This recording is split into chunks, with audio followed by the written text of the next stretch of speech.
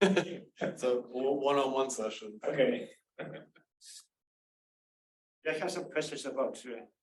Yeah, well, we can just keep it completely unstructured if you want. Yeah. I'm not gonna make you sit through 2 hours worth of slides or anything. That would be great. Okay, all right. So what's going on? So what are you working on? So some file transfer issues and some I/O issues for some of the applications. Okay. So for the file transfer, for example, I'm transferring from different file systems. Okay. And it's just simple rclone or rsync. Rsync, okay. But a lot of times there are large hundreds of thousands or even millions of small files. Okay.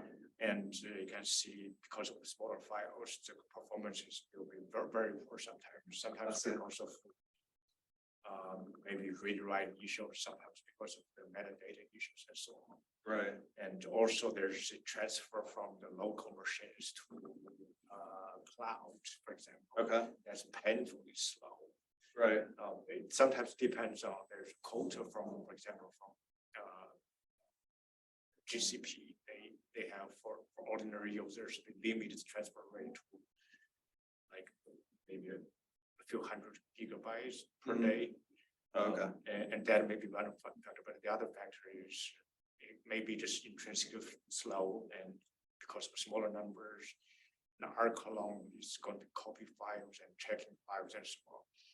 So I'm just wondering if there are any tools like Darshan or anything else which can let you characterize, for example, you can see based on the characters of small files or some other characters of the file transfers, you can have a profile of how fast it could be as a function of file sizes, maybe bandwidths or whatever parameters, underlying parameters. Is Darshan possible to do that? For example, just wrap it around rsync. Yeah, so one of the things about Darshan is that traditionally it's been based on MPI applications, which rsync is obviously not, but we have fixed that recently, so you can use it in non-MPI contexts. So I haven't used it on rsync specifically. I have used it just randomly to just convince myself I could instrument like a SCP or something like that. Oh, really? Okay. So is it possible to instrument SCP? Yeah, SCP was possible, but there's little caveats that make it a little difficult. And I'm trying to remember off the top of my head, but I think one of the issues is that,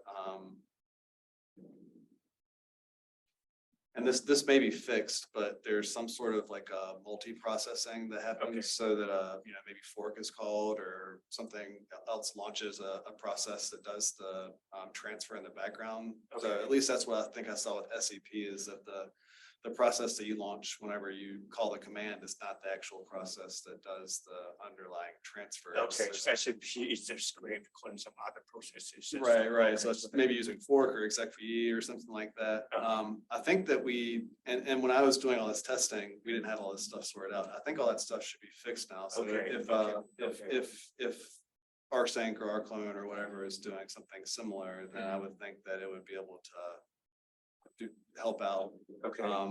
But I've not used it specifically to kind of dig into stuff like that. But what Darshan will give you is, assuming it is able to instrument it fine, you should see like, a record for every single file that's in your blob of stuff that you're trying to transfer. So it should, it'll give you like the file name, and it'll tell you how many like read or write operations were called and like the total size and stuff like that. So I would think that you could dig through that information to get a better understanding of distributions based on, this file took this long, or, that file took, if you're trying to better characterize how long it's taken to copy different file sizes or something like that. So the information are just raw files, and you have to dig into that and maybe. Right. Yeah. So there are no facilities on top of that allowing to display the information and take a visual. Well, so I can. For rsync itself, it's going to generate out, which tell you which file is being transferred, file size, and. Yeah. So the default like Darshan output, it captures a fixed set of statistics basically about every single file. So if you just dump out the raw data, it's basically just gonna be a bunch of per file statistics that you would have to write some sort of like analysis code on to do whatever information it is that you're or that's whatever analysis that you want to do. That may not be easy task by itself. Right, exactly. So so unfortunately there's probably there's not really an existing utility that, takes every single file accessed by the job and like kind of lays them all out and says this is the performance range for each of them. It may not be that hard. One of the things we've added recently is a Python API to Darshan logs. So I mean, it's maybe easier to do in Python than other programming languages, but you're right. It's probably going to take some effort to come up with something. Okay. But theoretically, you could start by just seeing whether you could get rsync or rclone to even work with Darshan. Okay. Yeah, that's something I'm trying to do. I was hating to write a script and parsing that through. Yeah. So it's for, I guess for your facility, people are doing large calculations. Right. May not be as Right, exactly. We traditionally do, we use Darshan mostly for, large scale MPI applications. Okay. But we have been using it a lot more in like kind of HEP or kind of workflow context where MPI is not really part of the equation anymore, more or less. Yeah, we have to deal with a lot of file transfer between local storage and cloud storage and for computing purposes or storage purposes. Yeah. But that kind of functionality may be very interesting. So if there's a simple interface, people just can write and understand the file transfer characteristics. Yeah. I can briefly show you kind of what sort of information we do capture. Okay. So the summary report gives you some high level information about the job, like how long it took to run, start and end time, stuff like that. These heat maps are really useful for MPI applications because they kind of show you ranks and IO intensity across those ranks over time. That's probably less interesting in your case because you're gonna the y-axis is gonna be one line, right? It's gonna be a single process. Yeah, there are multi-thread transfers also, so that may be relevant. Yeah, Darshan can't tease out the threading, so it'll just look like one process basically. Okay. And there's kind of like, this is more or less like a really high level overview report. So it kind of gives you information on the total number of file access, the total number of bytes read or written, and IO performance estimate, and things like that. That by itself is already useful. Right. Yeah. And that's kind of one of the arguments for using something like Darshan for performance tuning is that you just get all this stuff for free. You don't need to put timers in your code and print the stuff to standard out and all that kind of stuff. Okay. You can tune your application or your workloads however you want, and then just use Darshan to kind of get a feel for what the performance differences were between them. So you can kind of compare logs and stuff like that. Okay. But and I'm sorry, I'll give a more comprehensive talk in a second, but there's this is we're just I learned from this. okay, cool. This is good. Yeah.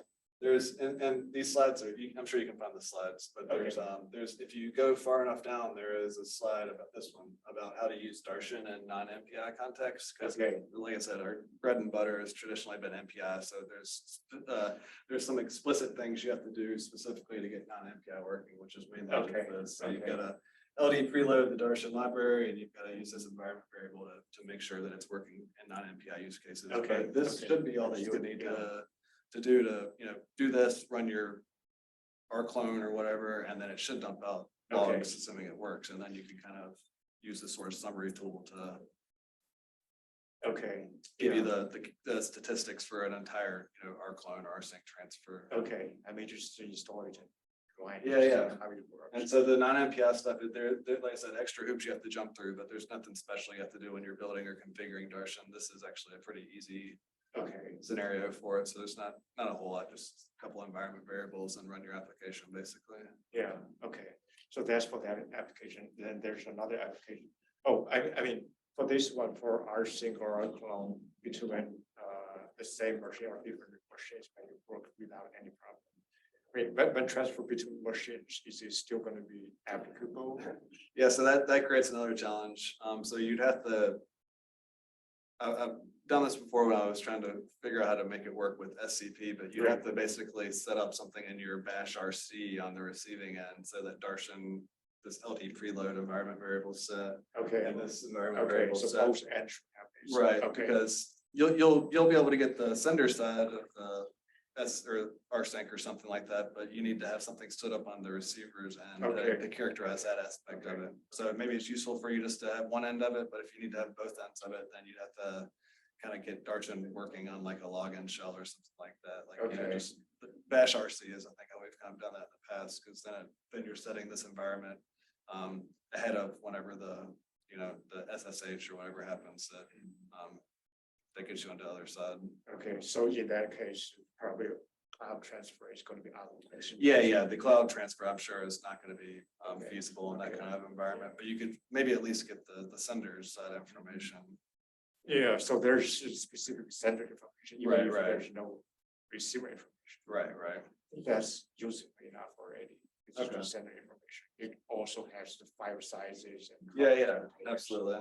And so all that information, and whether the summary tool I showed you is enough is another Okay. question, but it's a starting point. And if it's possible we could help you come up with some script or Okay. function or something that could kind of spit out the information you're looking for. Okay. And maybe we could even integrate it into some of our reporting at some point. That would be great. Yeah. I have some workflows running already, so I can just simply Okay. add this to it. Yeah, this is definitely kind of an atypical usage of Darshan, at least traditionally, but I'm interested to see how it goes. And- For people like us. Yeah, no, I get it. And that's kind of a reflection of the community kind of changing away from, everything's Great, MPI. yeah, There's, yeah. not MPI and cloud and Yeah. workflows and stuff like that. It kind of, it's been interesting trying to modify Darshan to work in these contexts, but I think that technically it should be possible, but sometimes we find out, gotchas and stuff like that. And sometimes things just don't work, but it's worth a shot, I guess. Okay. Maybe one last question, if they don't mind. Yeah. Okay. So, the other thing, I'm trying to understand IO characteristics of some machine learning tools or like AlphaFold. So it's very IO intensive, and some of the bioinformatics are very IO intensive. So the problem there is not MPI to MPI. So there are a lot of logical processes, maybe both Python process or not necessarily executables like the MPIs or. Yeah. In that case, how easy it is, for example, to run grab the Darshan on, for example, Python program. Yeah, so And then gets the IO. Python profiling does work, which is good because again, we're seeing a lot more of it now. You have to do this, you have to do LD preload. Yeah, that's simple enough. Yeah, because the other method, we have methods where, Darshan's kind of enabled on the supercomputers when you log in. It's integrated into the build environment so you can compile your application and Darshan's just kind of inserted automatically. Right. That won't work with Python because Python's interpreted, right? So Python R. you can't link in Darshan. So the only way you can do it is to use LD preload to kind of Okay. force it to intercept Okay. things. And so we do that a lot. It works fine. Okay. You can use it to generate profiles for Python programs too. Okay. And it should work fine for MPI for Pi if you're ever doing something like that. Okay, so there's no instrumentation needed at all, as long as you can use the. Yep, just LD preload, and if it's not an MPI, if it's not NPI for Pi, then you'll need to additionally do, this one too. Okay, that should be. Yeah. So also for this kind of LD preload, probably is going to work for many of the profiling tools for sure. Yeah, exactly. Okay. That's exactly how you do it for rsync or something like that. Okay, yeah, that's very, very useful information. Yeah. I think I just tried it. Hopefully it works out for you. Like I said, it's one of those use cases where we haven't exactly tried it, but I don't, off the top of my head, I can't think of any, something that would be a blocker or anything like that. Okay, I'll try that if I find. Okay, yeah. There's a Darshan Slack channel. Okay. There's a Darshan users list. On the workshop or? I got a couple. Yeah, it's on the slides. If you can find the slides, maybe you can just take a picture of it or something. I wish I had a card or something to give you my personal email. You're welcome to email me, of course, but I don't have anything on me. Let's see, yeah.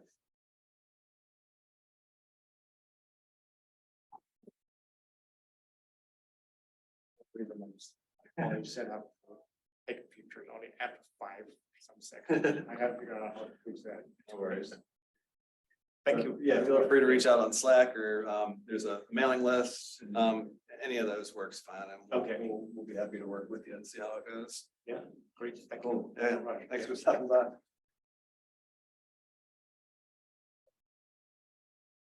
You're one of the developer of that? Yeah, I'm technical lead on Darshan project, so it's kind of a small project at this point, so I do most of the development work. We have some collaborators that have been working a lot on the, maybe you guys heard me mention it to them, but we have a Python interface to our Darshan logs now, and they've been working on that package specifically, and I've helped out, but most of the, instrumentation library stuff is stuff that I kind of work on now. Okay. So I have a question about this, how, because for example, you said that you can monitor the Python processes. Like, for example, if usually for when we do the deep learning training, like right now we use a distributed deep learning training, like we train on multiple machines.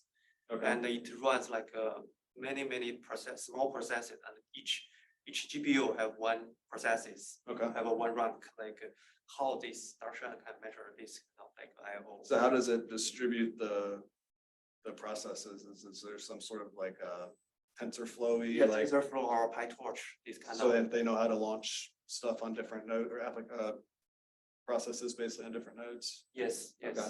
Like Hello World and Oh, okay. DDP. Right, and is that, do you know whether it's using MPI under the covers? I think Argonne has MPI capabilities. Yeah, Hello World have MPI, but some of them they use Glue because we have Right. many communication libraries right now. So Right. NCCL between GPUs. So I think I'm not sure how Darshan can Darshan Yeah, it's not something I've done before, but we can find out or maybe connect you with people that have done it in the past.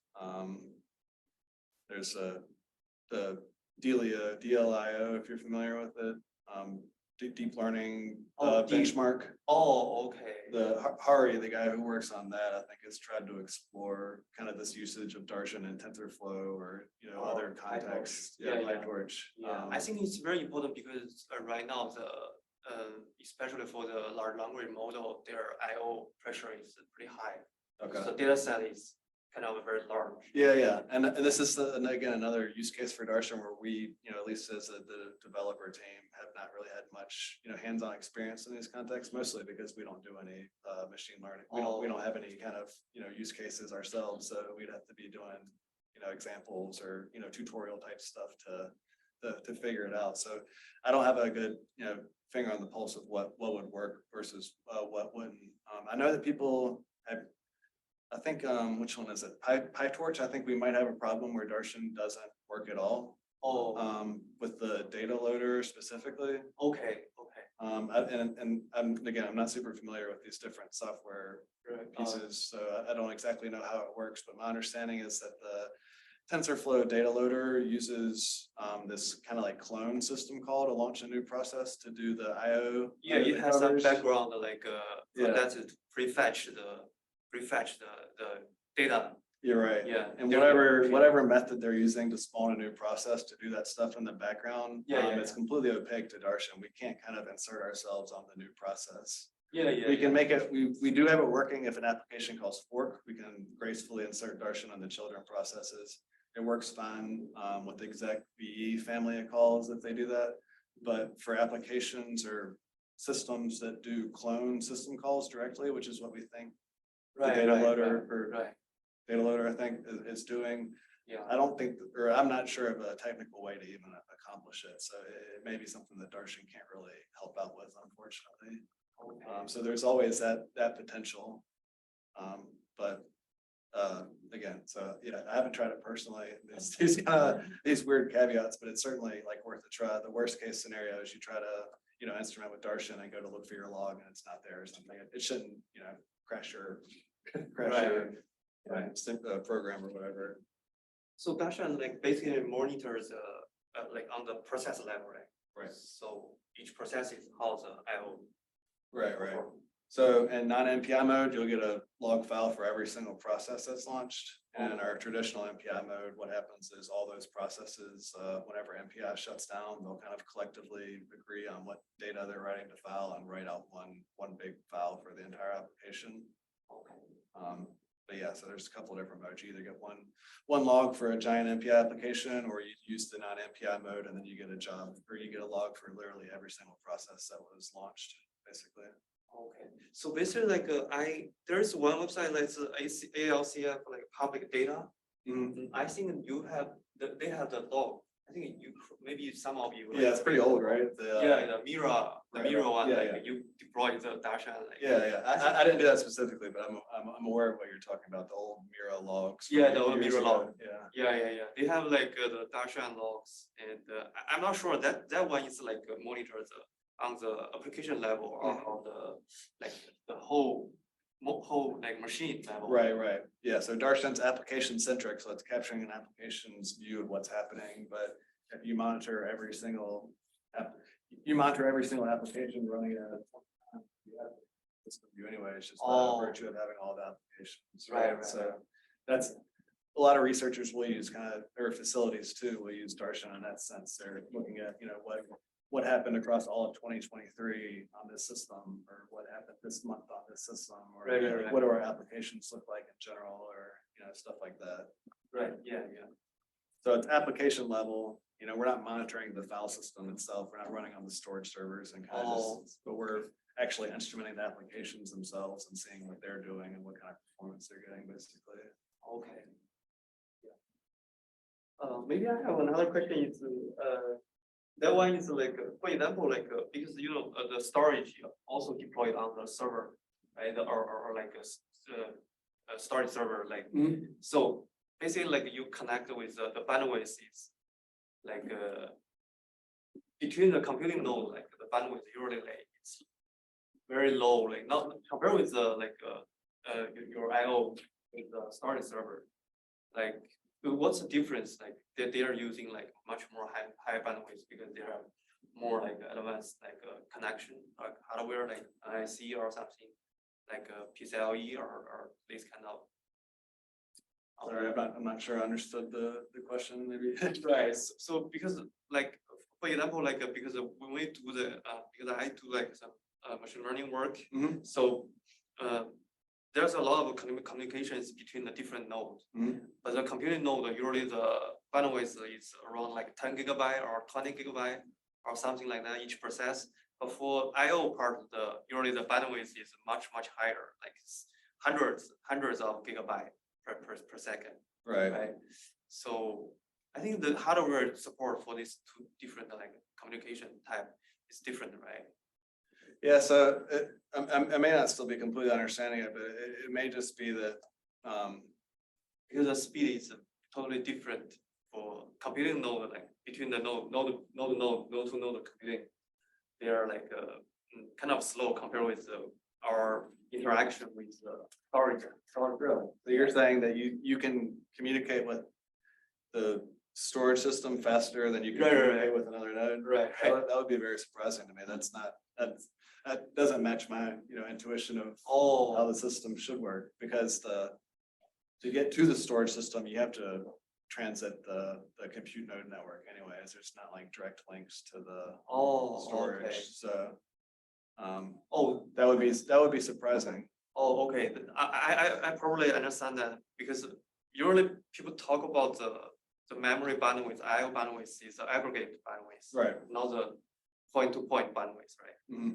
Yeah, that makes sense, because and if you've got enough links to the file system, maybe it's possible at some point you can kind of get faster. Maybe there's a crossover point where the file system's delivering more performance than like a single like point-to-point link or something between nodes, but I'm not exactly sure, honestly. Okay. So basically that means like for the I/O, when the computing node wants to communicate with the storage server, it's also need to go through the network in the computing node. Yeah, the topology inside that. Exactly. Oh, okay. Yeah. Okay. And so that.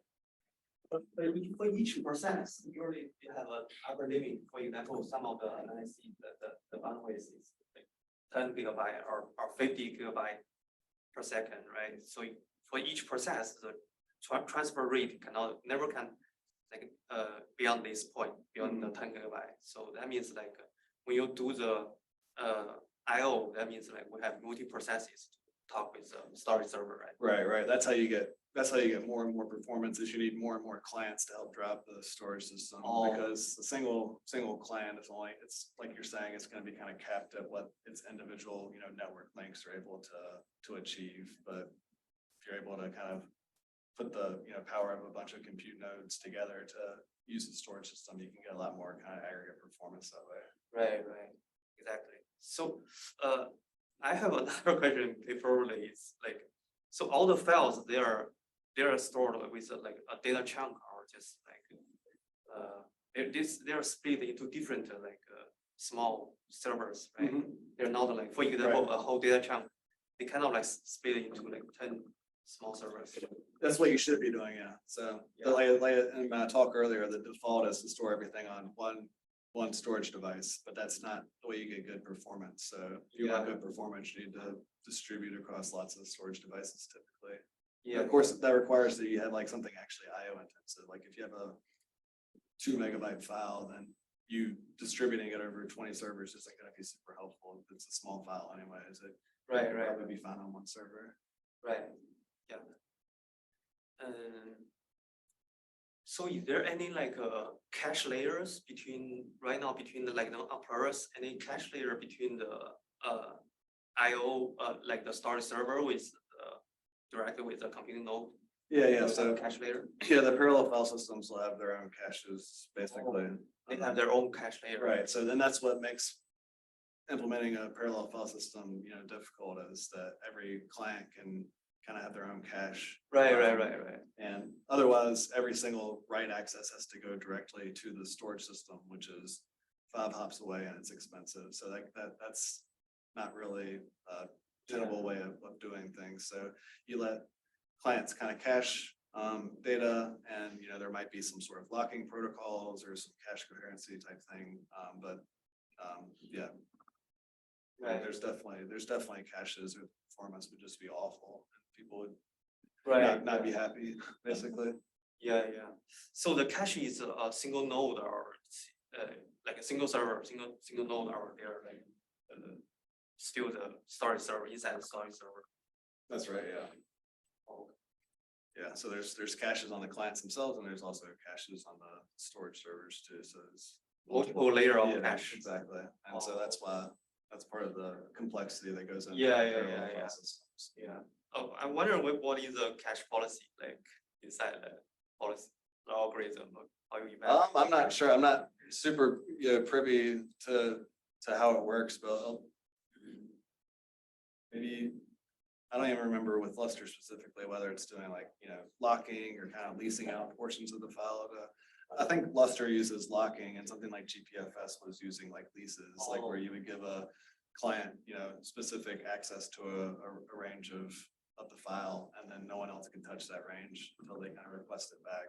But there's different ways you can do it. But I think Lustre is using some sort of locking protocol where you're basically serializing portions of the file where people might overlap.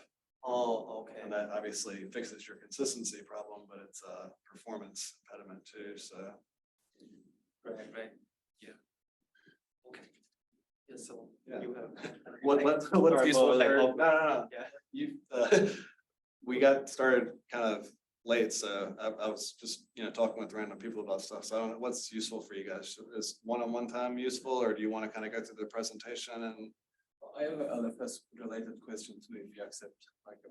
Do you have any questions first? Sorry, just because I know you've been waiting for a minute. So do you want to just ask questions, or do you want to kind of look through some slide material, or it's kind of up to. Maybe you can show it. Okay, I can go through a little bit of the just Darshan background at least. Do you have questions in the meantime? So like for the striping, I was going to ask. I couldn't get to earlier. Sorry. So like I figured out this just last month. Like it works very well with parallel netctf without setting with the default setting. Parallel netctf doesn't give me good functionality. But I was testing like 8 stripe count or 16 usually works fine for my cases. Well, I run like climate simulations using WRF, and then I usually set in the same directory, and then usually my big output files 68 gig. I write these hourly. Every 5-10 minutes, there's a new data comes in. But there's also different file sizes, ranging from couple hundred megs to small text files. It kind of registers the status of the model. So, I mean, is there a kind of approach that I can use like a variable, or should I, for file, can I set the striping like a kind of filtering, or?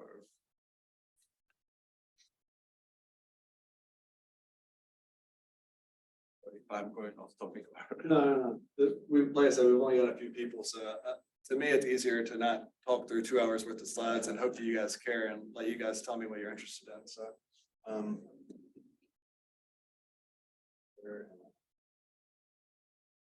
here. This is kind of this table over here. Now, this is from NERSC, so I wouldn't use this sort of information just as, the truth at ALCF, but it gives you a sort of idea of, approaches you might take to experiment with different striping levels. So the default at ALCF is obviously 1 stripe, which is not great for larger files. Maybe, I don't know exactly at what file size that starts being a bad idea, so ultimately it's unfortunately a lot of experimentation or collaboration with the facilities themselves to see if they have specific recommendations. Typically per folder, you set the striping like a Right, yeah, you set it on a directory. Not file basis, not filtering by, okay, for these files. Okay, so then I have to figure out probably writing out. And I hesitated to copy some language from older ALCF presentations because I just really don't know how often this stuff changes. And that was kind of the point of this slide initially, is not to kind of tell you guys what to do, but just to show that these the striping best practice can change. And it's not like a default workflow, like we write per rank per file, but then files are like written like a split fashion. So then those needs to be post-processed and combined back, which is kind of like a time-consuming process and or prone to errors if you miss out mapping. So, but if you use parallel SCDF, file is ready for processing after the simulation is done or throughout the simulation is process. So I see a good progress from that. So yeah. There was I can't remember, but there might have been an ALCF presentation about striping at some point where they kind of had some more specific recommendations. I don't know if there was literally like after your files over a gigabyte, use this number, but I did a couple trials, but beyond which there's not much point. And the other question was, so I'm gonna run like a 5 computer and data intensive simulations. So each using this 16 stripe counts and I'm writing heavy data, pretty much.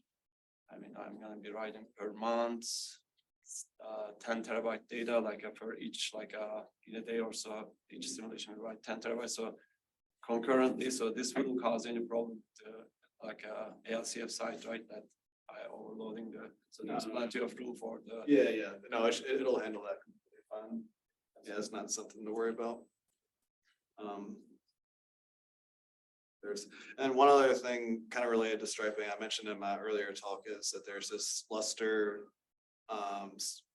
capability coming out, or it's already out. You mentioned more adaptive type of thing, Yeah. which I would like that. That's why I say, because in my folder there is usually different file sizes. Okay, so yeah, that might be a good use case for something like that. It's not. You could maybe ask on ALCF support channels to see if there's ways to enable and just you might be able to go ahead and just set a directory to use that now. There might be. It's just not the default now. My understanding is that it's supported, but just not the default. That could be wrong. It may not be supported at all, but you can check with them.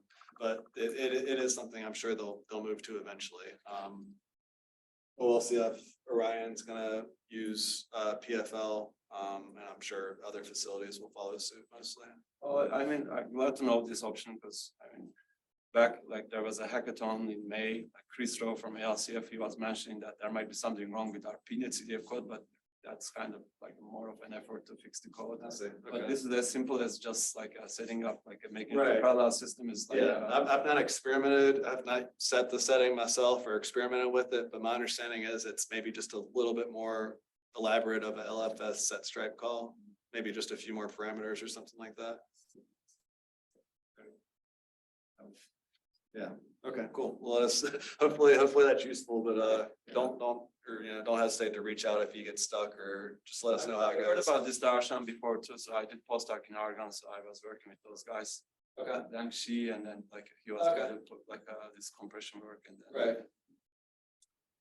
I haven't gotten into details. Yeah. Well, hopefully you can get it all figured out and it's I'm useful. more interested in the like a data compression, but there's not relevant talks because like our data sets are reaching to 10 petabytes and stuff. So it will be an issue like we doing the science and storing and then like putting on the tape system is not a good solution because it's slow itself and then kind of you forget once you put it and then it takes a while rather than pulling the data back, rerun the simulation is better. But so I mean, we save this data like 32 bit floats, but I look at the data. I mean, we don't need it. We only need 3-4 significant digits in the data, but like there's lossless. We kind of get 2x or so, but we need like almost 10x to give us some reasonable speed. So we're like doing the fast science and also transferring data to like outside institutions. So, but there is nothing definite, so you have to try and. I'm sure you guys have played with HDF5 and compression, or if you're using We PNetCDF. use NetCDF, so NetCDF compression. Okay, so okay, I mean, that's compression. I see on the NSO, like a NetCDF, like there is that NCO, like a toolkit has like a built-in like a NetCDF compression, which newer version also comes with like some lossy compression capabilities, but they are all, there's no standard, so like they don't like, I mean, some like trial and error, so they want, because lossless is like exact, but the loss is, Right, you know, how much, there was that question, so I mean, but I mean, there, like, we need something like 10x. So like that 2x is not helping, so 10 petabyte 2x, like a 5 petabyte, but if 10 petabyte to 1 petabyte, it's a kind of. Like, Well, if you have, PNetCDF is maybe a little outside my area of expertise, but Rob Latham, I don't know if you've met him. yeah, I saw him, like, I know him. If you have specific questions about PNetCDF, he's the go-to guy. One thing PNetCDF doesn't support is the compression, parallel compression. Okay. So I didn't NetCDF think can so. compress, but the catch is if you write to a single file, then there's an overhead for compression. But if you are writing each rank is on, then compression is fast because the chunks are small. So like the compression overhead is small, but there's no like ideal solution for us would be parallel compression like with the PNetCDF, but there's not that solution out there yet.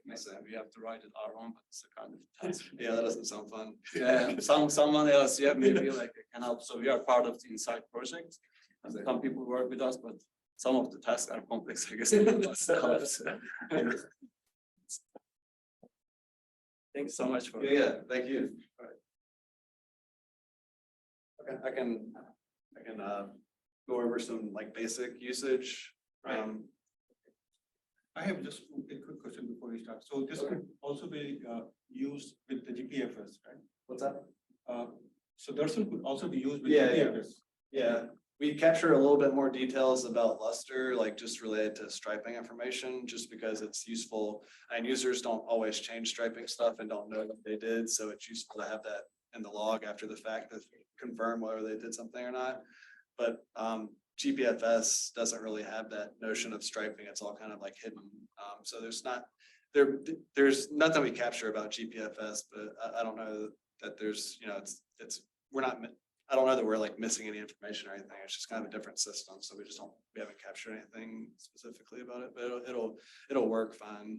Okay.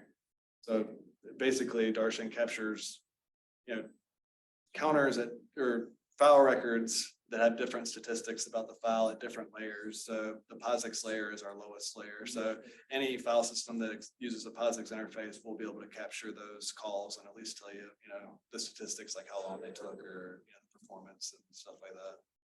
So, yeah.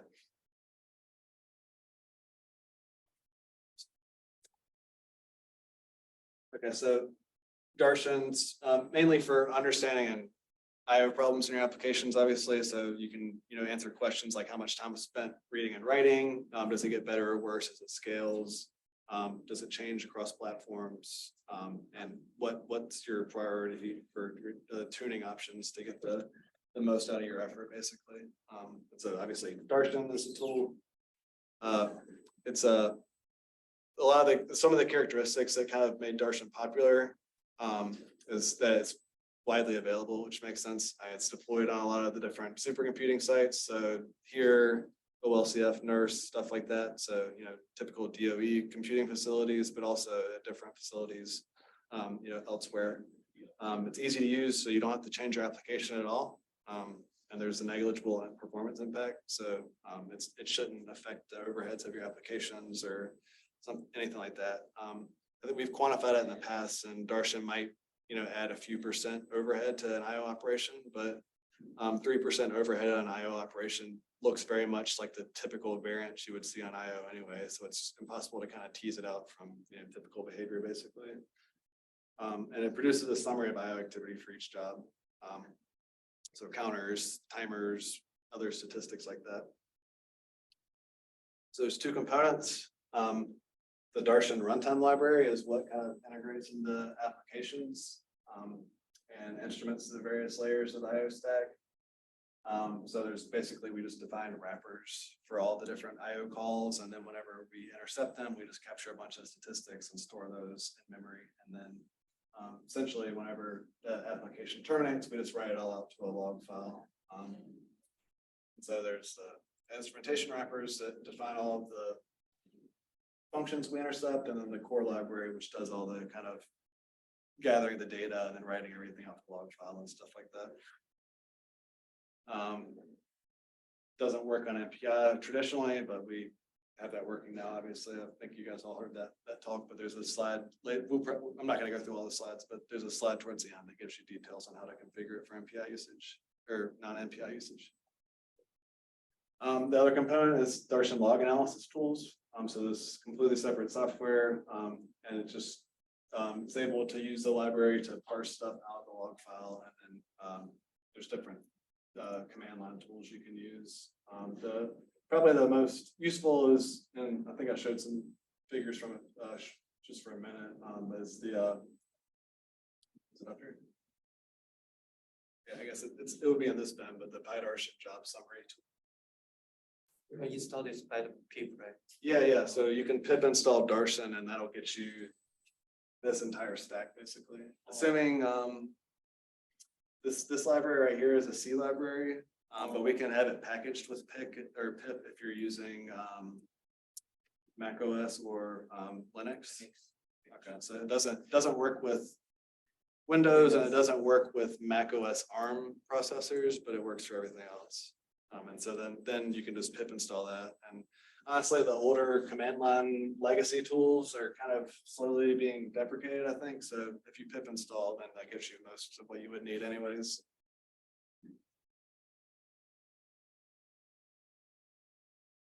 There's hands-on examples in the workshop repository if you have any interest at all in working on them. Obviously, I add those as really simple things for people that don't have example code.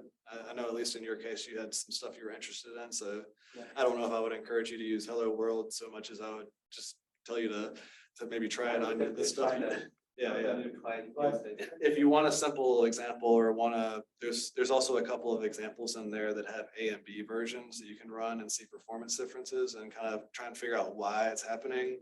So that could be a useful exercise. But again, if you have kind of your own problems you're already interested in solving, that's more or less busy work. So whatever makes sense on your part. But I just wanted to mention that they're there if it's useful.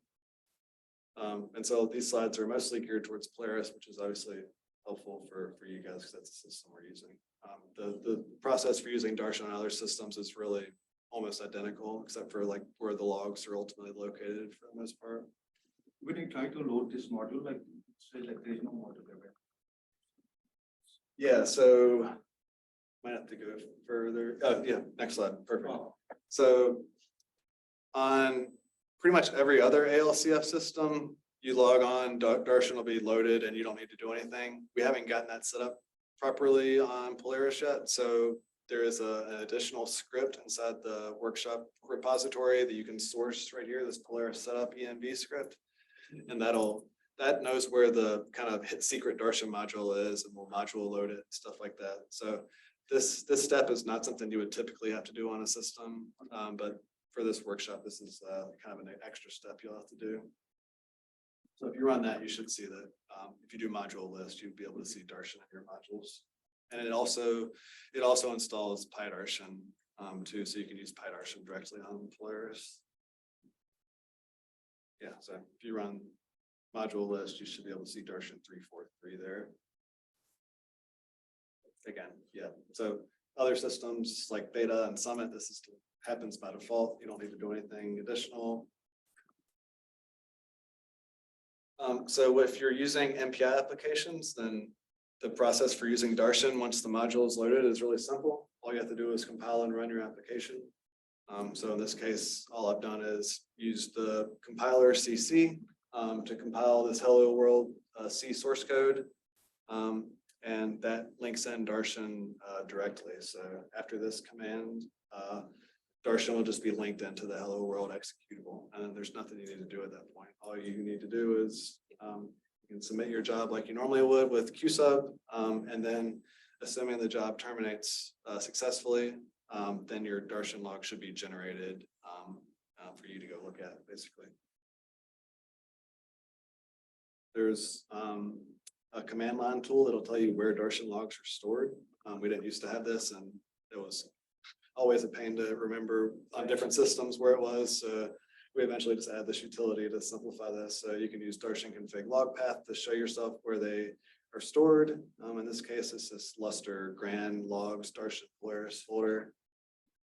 Within there, the date or the logs are further kind of partitioned into year, month, day, just to kind of keep it from being like a massive just directory of flat logs.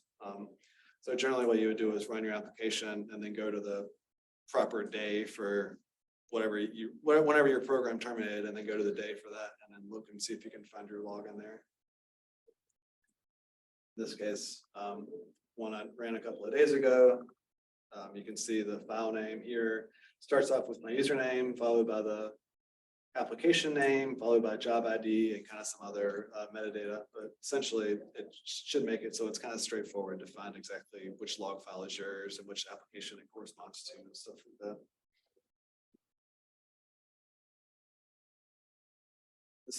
So after you found the log, there's different ways you can go about analyzing it. This is kind of like the old, very manual way of doing it with the Darshan parser tool. So Darshan parser is just like a C utility that spits out literally every counter in the log file associated with every file.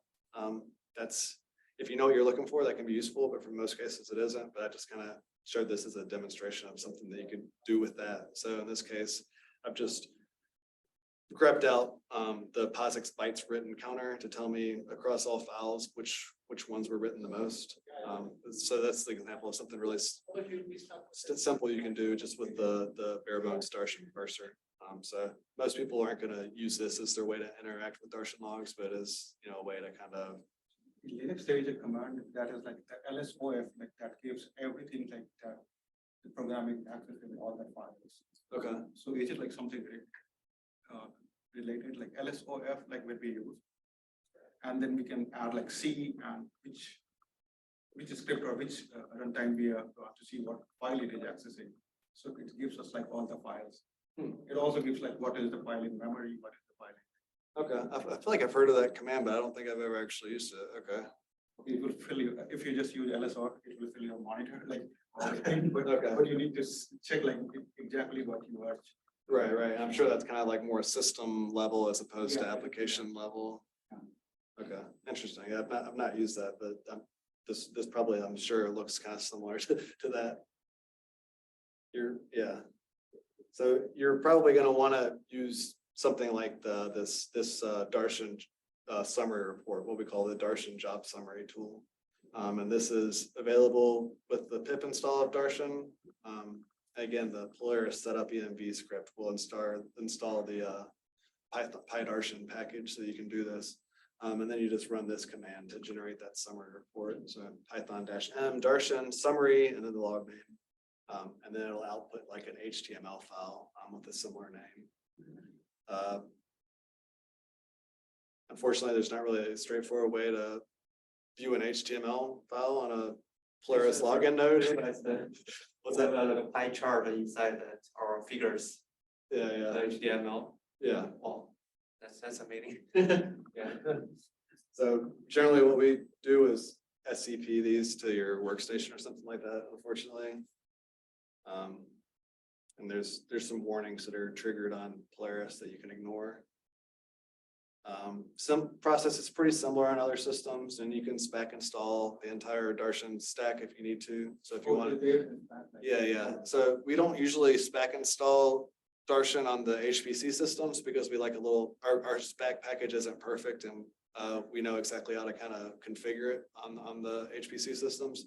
But the default spec build basically works really well on a laptop or something. That's kind of like what it was more geared for. So if you ever want to try this stuff on your laptop, maybe spec is an easier way of kind of getting things up and running.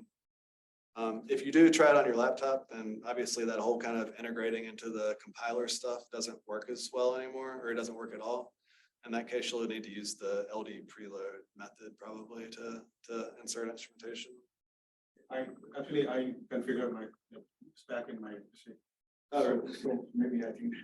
yeah. No, you can definitely try the and it might even be further along now. And or actually, OLCF does use spec to install Darshan. It's just not something that I've. I know what is like, it may be missing the component, like. Yeah, there's some options that aren't. Some of these, like where are the library? Yeah, exactly. Yeah, there's some. We need to probably expose more variants in our spec package, so it's easier to kind of say this is for an HPC. This is like a Cray system, or like so it works out a little better. But we haven't done that yet. Analyzing Darshan logs. So I'm just going to walk through what that summary tool shows you. So again, it's an HTML report, all kinds of tables and graphs and performance estimates and stuff like that. Starting with very first thing is all the metadata for the job. So it's scheduler job ID, the number of processes, runtime, start and end time. Maybe the command line is useful in cases where you need to kind of map back to what parameters you ran your application with or something like that. In this case, it's a E3SMIO example with all kinds of different options that are captured. The heat maps, which is kind of a relatively new thing, which we're kind of excited about. Darshan isn't a full tracing tool by default, so it doesn't really do a great job of giving you timing information traditionally. It would basically only tell you for each file, like the first time it was opened or the last time it was closed. So you just have like a big range of where IO activity may have occurred. These heat maps were added to kind of help address that by having these, histograms of IO activity that kind of adjust themselves as the application executes, and you kind of end up with the full heat map across all the different processes over the entire time, showing you what IO activity looked like. This is like monitor many jobs, many applications. This is one application. One application that ran for 730 seconds and had 512 ranks. And so we have heat maps showing time, ranks, and then different interfaces. So this is the MPIO interface heat map for this application, and this is the POSIX map heat map for this application.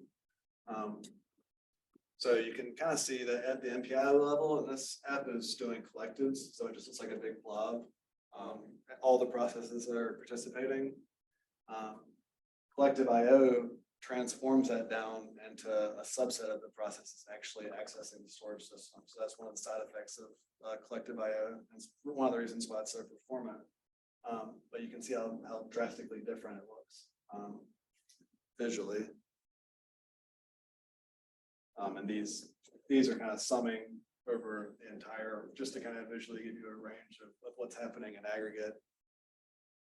What is this rank is telling us? What's that? What is the rank is telling us? The rank is just like, so for MPI applications, it's just telling you which processes are doing what basically. Okay. So this is a 512 process MPI application. Yeah. So well, you can kind of see quickly, if you're kind of familiar with what this looks like, is you can see specifically for MPIO, there's an imbalance across processes. So again, this is summing across for each rank across all time. You can see that for maybe the first 320 processes, they're doing maybe twice as much work. This is log scale. So, and then over here, like I said, you can kind of see what collective IO looks like at the POSIX level. So it kind of transforms this. Everyone's doing writing to a subset of people who are doing writing on behalf of everyone else. So many times like in the cube, like PBS or Slurm, like because of the IO processor waits for like time that is spent in waiting, like we also get those things like and that is like we want to know that how many waiting for the IO. Yeah. So is it also like something? So this is showing like how much IO intensive that process. Yeah. Right. Yeah, so this is just showing you kind of intensity. So I think what the different shades of yellow to red are showing you exactly how many bytes were read or written in that kind of interval. Okay. So it's just mostly showing you how much data was moved in a certain time interval on a specific rank. So suppose like this is luster. Suppose we change it with the NVMe drive, like all those like cluster of NVMe. What the graph is going to be same, or is it there is? Well, this runtime will probably go down here. That will go down. Yeah, of course that will go down. Okay. But you'll probably see, this will probably look the same. I mean, because Okay. the MPI is just always gonna like collectively everyone kind of waiting for the operations to occur. If you have, this look a little more interesting if you have like phases of compute and stuff like in here, like this is just an IO benchmark. So it's just trying to crank through as much IO as possible. So it's just like a big blob. But if there was like a 60-minute time frame where it's just doing crunching numbers and stuff like that, not doing any IO, then you'll start to see, maybe the IO time start to compress down a lot more for the NVMe case or something like that. Because many times it is crunching number takes like few microseconds and then again it wait for the IO. Yeah. Crunch the number again, wait for the IO. That is the thing that we see like. Yeah. No, that's exactly right. So it should still work fine. It's just that, with the different technologies, you might just see it just like a much more intense burst of IO and then it's kind of over.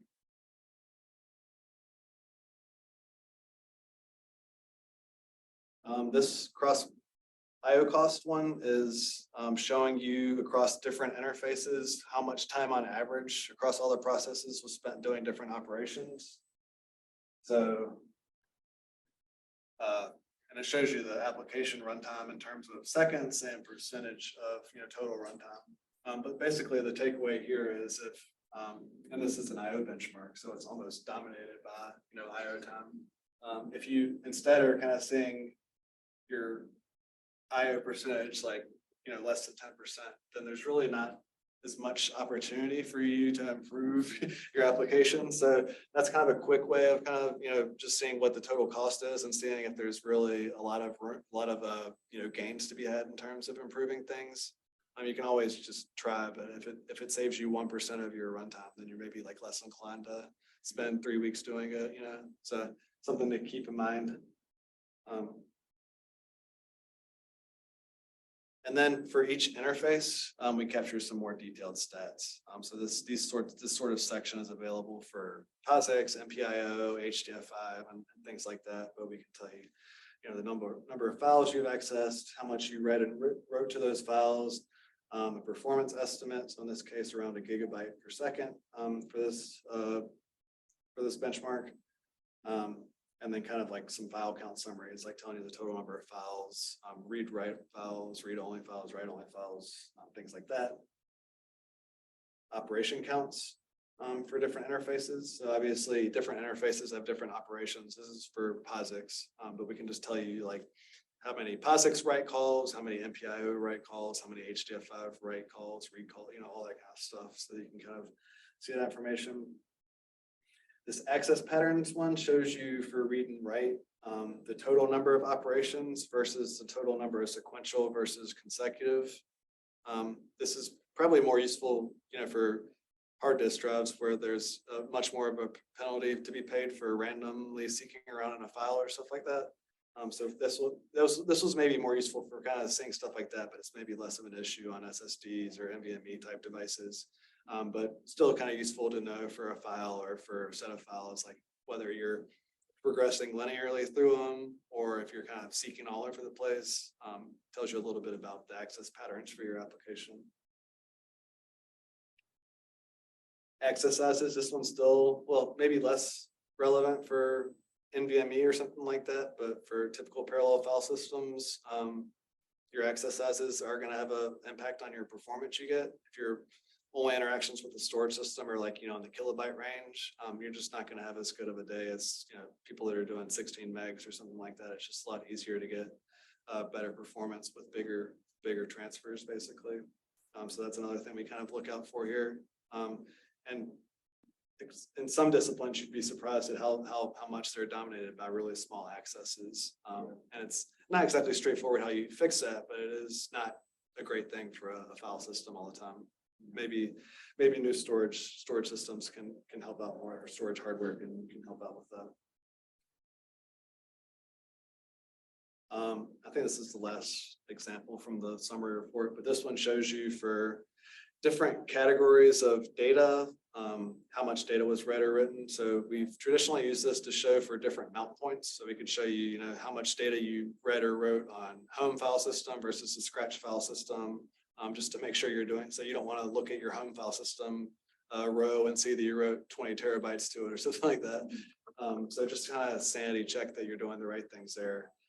We're thinking we'll extend this to account for things like Deos object storage and stuff like that. So you can quickly see like what all types of storage did my application use and how much did it store, basically, just to give you a kind of a 30,000 feet view of what the app's doing.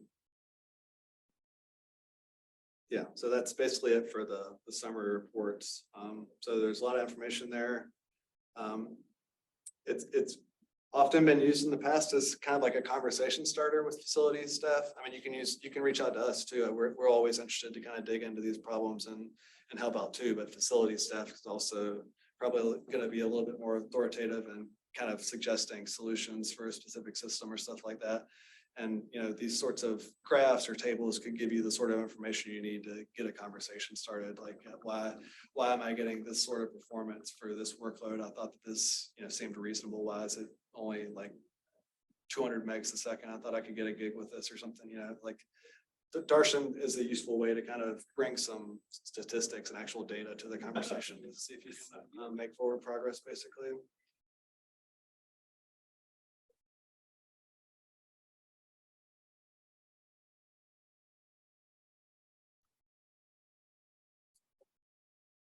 So that's, I've got a ton more slides, but it's kind of geared towards. So this is like, I probably understand, I guess there was some, the name is, it's a Sanskrit word like Darshan. Yeah, it is like. The C or. Yeah. And probably when I read it, like it sounds more like a visual, because that word's more. I think someone's mentioned that to me before too. Yeah. It's more like a visualization tool that it looks like from this word. Right. And, of course, we are visualizing, but we're visualizing the IO or something, not the visualization that we. Yeah, no, it's visualization's kind of an overloaded term. It's not. I can't remember. The tool existed before I started Argonne. I've just kind of taken over for it, and I don't remember the full context for how the name came about, but it has been explained to me that it was like Sanskrit for vision or to. Yeah, visualizing something. Yeah. Getting some. It's like a spiritual type it's thing. like insight. Yeah, getting some insight. Right. I think it was. Yeah, I can't remember. I think somebody kind of helped us out with that name. Maybe you can just say like Darshan IO. So it's like. Yeah.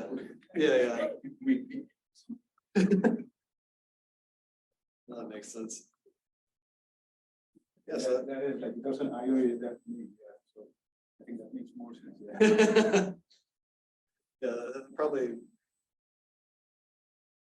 makes it a little bit more explicit about what it's being used for.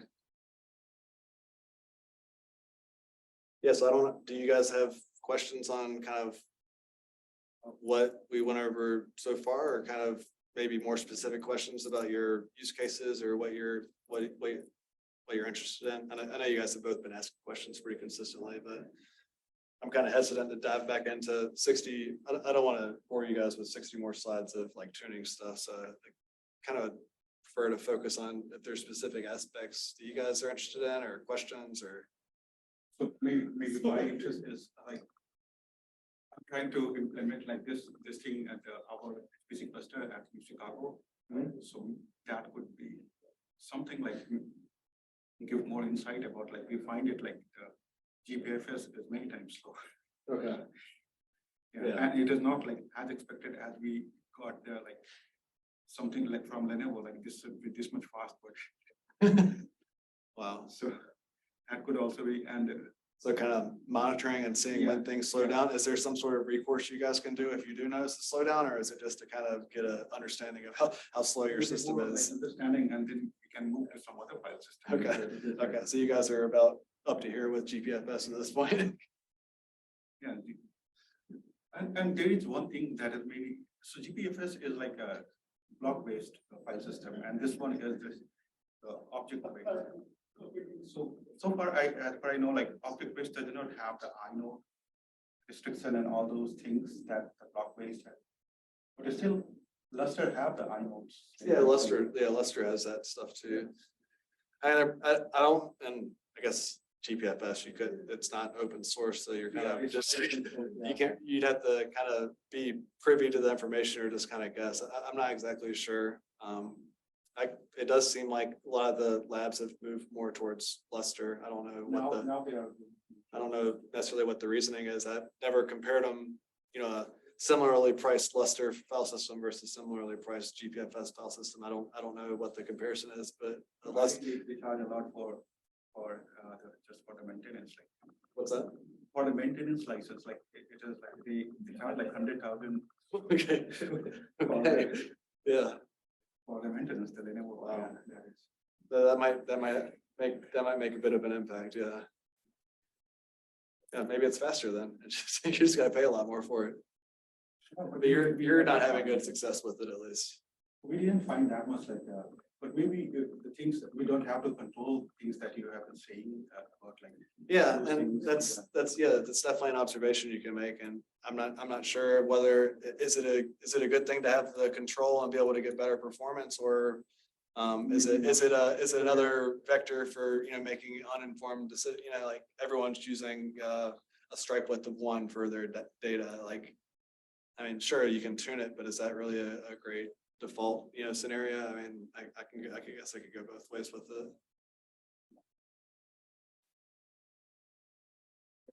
Striping it uses as GPFS, but it is like hidden striping, like all the just stripes anywhere, like it just keeps it. Right. Yeah, that's my intuition too, is that it's definitely a parallel file system is going to have to split files up and distribute them, or else the performance is really going to suck. So it's definitely doing it. It's just a question of, you know, how and what sort of control. And the how we don't know, and the control, you don't have any control over it. So how's it going? We got a couple of attendees. That's awesome. I I was just checking that you did. didn't sneak out the back door or anything. But I didn't, I was with Greg. I was his only attendee, so Okay. but I didn't hear anything.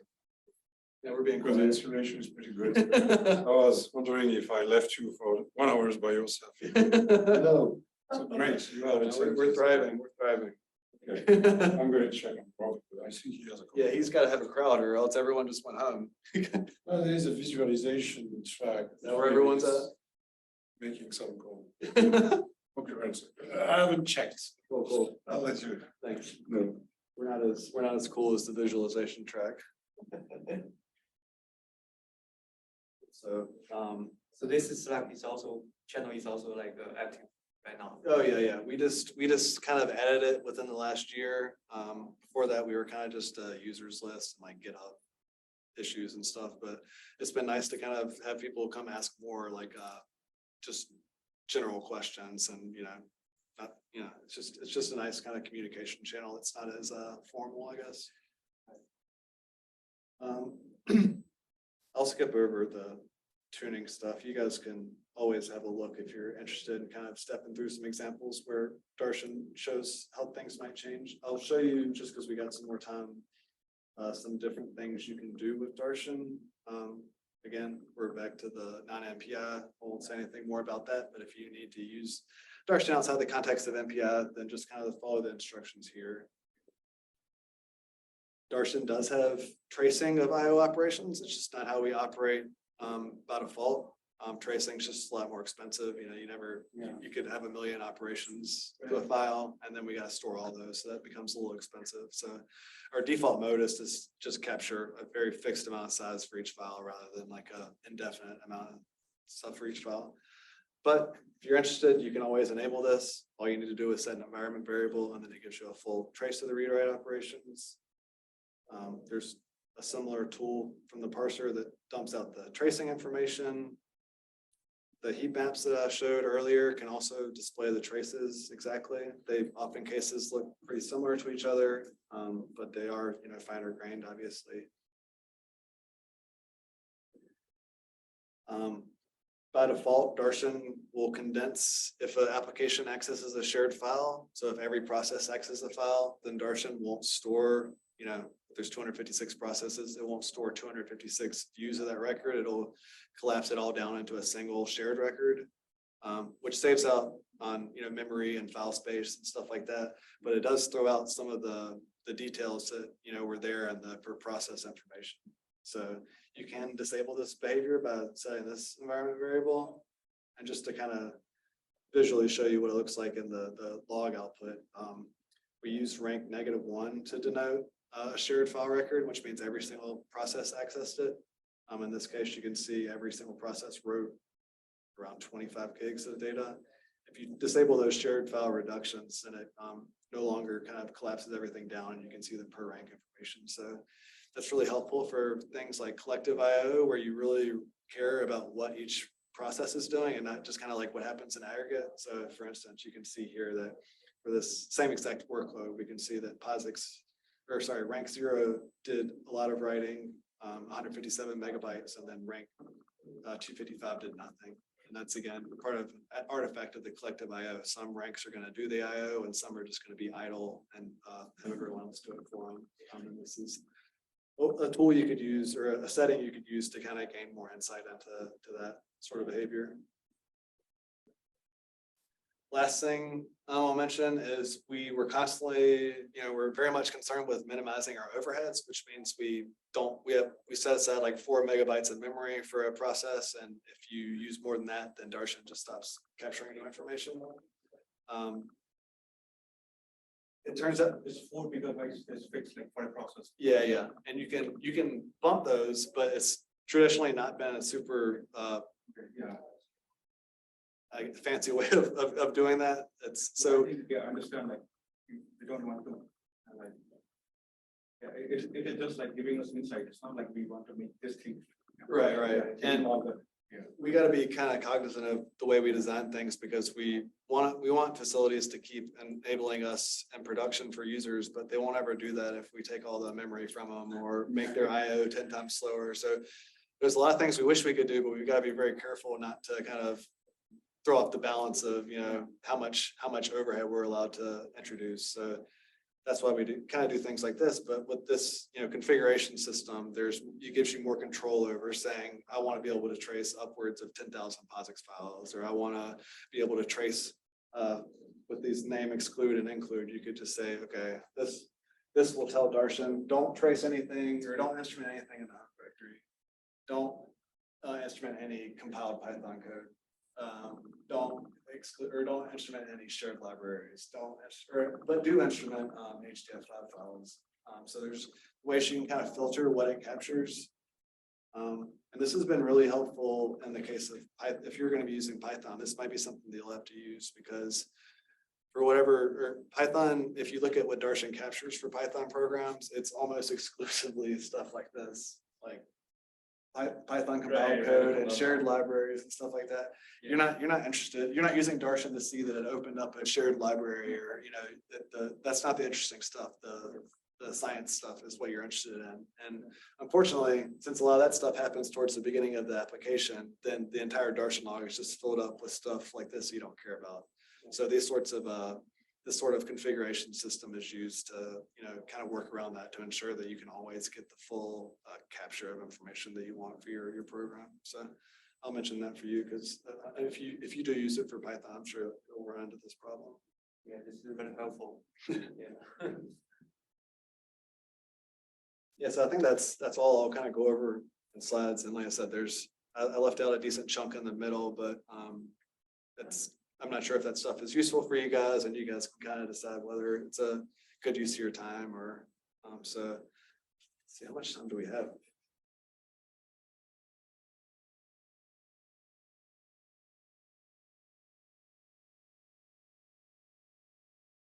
It's 3:00.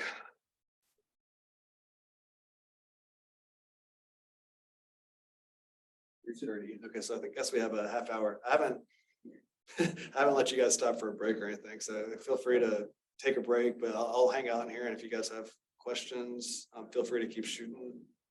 Okay, so do you have to like generally, in a like there is a default limitation on how many files we can open by a user, how many processes could be started by a user, like you limit that gives the. Right. Yeah, and I'm checking like Polaris, like it has pretty much like very flexible, like generous limit, like it's like so much in terms of like the number of files is like it gives like open file is 16,384. Generally it is like 1,024. Generally it is like otherwise. That's actually Darshan's limit is 1,024. We won't, by default, we won't instrument more files than that. But like I said, those settings, you can ask for more than that. I'd forgotten about the U limit style stuff. Yeah, there is a cap on the total number of open file descriptors or whatever that the system will let you open. Yeah, so it sounds like Polaris have like pretty much like 16 times more than. Yeah. Yeah, 16,000 files on one process is a lot. I don't know, maybe I think it says like file handles. Yeah. So probably one file handle to open it, one to close it, one to do something like.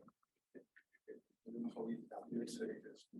Yeah, I think it's literally just like when you open a file, you get a descriptor back. That's the handle. So I think it literally means a handle would mean like an actually open file. So I mean, maybe there's applications. I mean, I guess you can always modify the U limit settings. Yeah, we can modify the soft limit. These are the soft limit. We can go for that, but that will not be like for a process. We can just start something U limit minus A and. Yeah, the Darshan stuff itself is not tied to any of those specific settings. These are just kind of settings that we've maintained internally within Darshan just to kind of ensure things don't balloon in terms of size. Darshan, I'm sure could instrument 16K open processes on a file, and maybe someone's even done it before, but I've definitely not done that. That would be a lot. I'm sure that would be a massive log file. I see like a stack size is also very good. Generally it is 8 MB, but here it is 300 MB.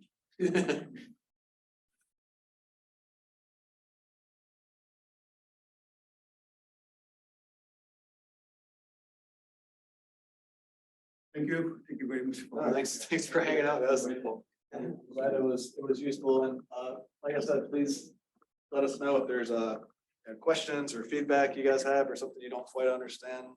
Maybe we can join the Slack chat. Yeah, please do. It's completely open. There's you don't have to be affiliated with something.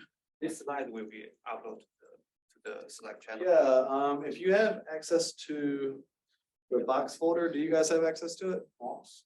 Okay, maybe that was just for the organizers and the speakers. Okay. Yeah, maybe double check with Yasi, but if not, I can email these to you Or guys. is it there in the project folder, the project? Or maybe I'll check with Yasi and make sure, but if not, I wonder if they're almost supposed to go into the GitHub repo. Maybe I was supposed to put them there. Because today there is no link. I've been added. Like, yesterday there are links for the. Oh, the talks, right? Yeah. Yeah, I'm sure you guys would find it useful to have the slides. Okay, yeah, it looks like they're going after the fact. Oh, yeah. Okay. So maybe sometime today after we wrap up, they'll have slides. Wait, but I don't see them for the hands-on session. So okay. Hands-on are there in the GitLab, like sorry, GitHub. Generally, like, Yeah, I mean, I can always email these to you guys if you. yours are also there in the GitHub. So some of these like yeah. Or my slides aren't on GitHub, but I can Not the slides, but the script is there. Yeah. The script for setting up Polaris is there.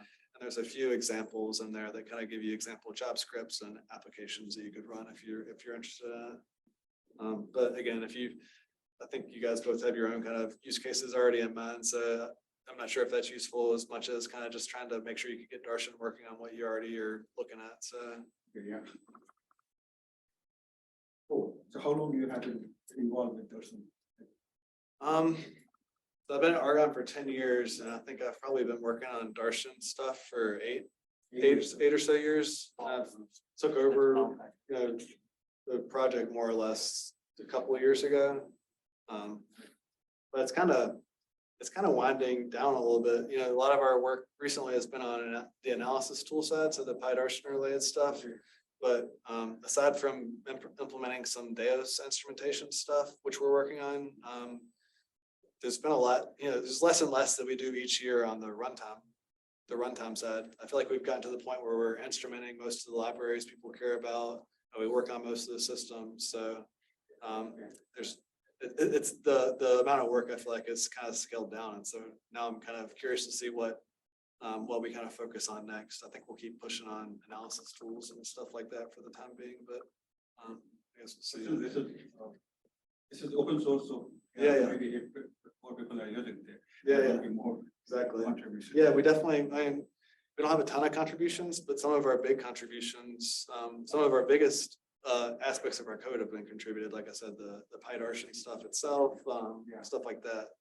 So we do have people in the community that help out, but it's a pretty small project. Thank you. Yeah, thank you guys. Thanks for stopping by.